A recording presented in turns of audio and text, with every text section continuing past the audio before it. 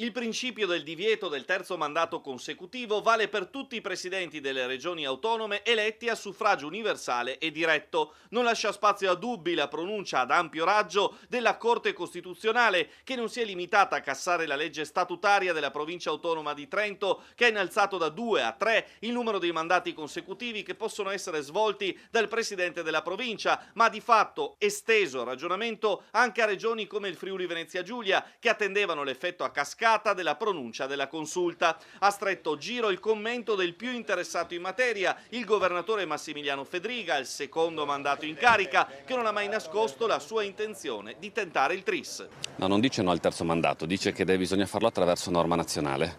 Quindi è esattamente quello che dicevo qualche giorno addietro, al di fuori della sentenza della consulta e prima della sentenza della consulta stessa. Ho sempre detto che per farlo serve un accordo politico, quindi se il Parlamento, adesso l'accordo fa chiarezza, cioè il Parlamento che deve decidere se vuole fare scegliere ai cittadini chi governa una regione o se vuole mettere limite per legge e non fare scegliere i cittadini, esattamente come era ieri e oggi, per noi cambia nulla,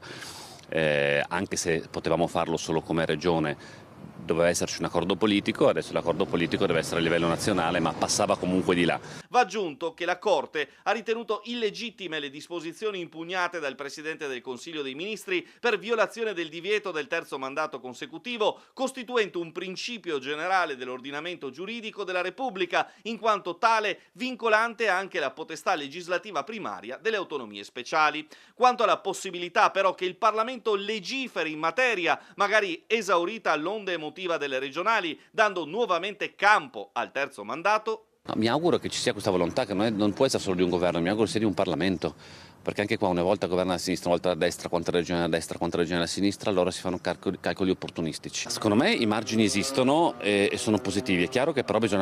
spero che lontano dal tornante elettorale si faccia un ragionamento scevro dall'opportunismo partitico.